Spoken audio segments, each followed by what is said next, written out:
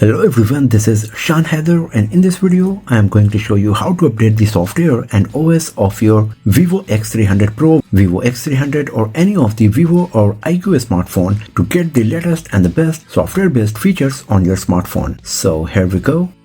So first of all, make sure that your device is connected to the Wi-Fi because these software packages can be huge in size. After that, all you have to do is go to the settings, then scroll down, go to the bottom, and here you will find an option called System Update. Just tap on this and then it will start checking whether any software update is available for your device or not. And as you can see, there is a software update available for my Vivo X300 Pro here. This is 2.12 GB in size, and if you want to know what all new features this particular software update is going to bring to your device, then you can go through the change log. Once you are done with that, all you have to do is just tap on this download and install button. If you want to enable the auto download over Wi-Fi for the software packages, instead of going there and checking, you can enable the auto download, or you can just tap on cancel. Now you can see that the downloading of the software packages started. Just wait a bit. Depending on your internet speed, it might take some time.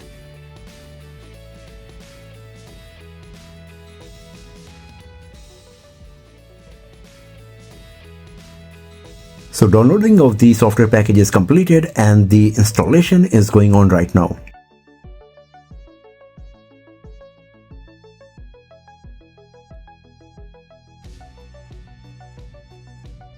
So now the installation is completed and you will get three options. Either restart straight away.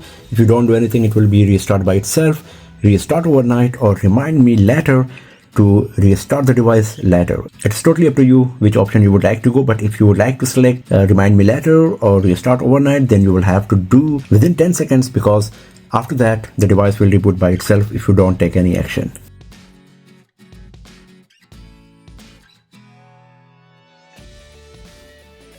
So the device is restarted and you can see we are getting this new lock screen poster option. Now you can either enable it or just skip it. So I'm just going to skip it right now, and now the device is updated to the latest software update. So once again, to update your device, all you have to do is go to the settings, scroll down, go to the bottom, and then tap on System Update. It will start checking whether any software update is available for your device or not.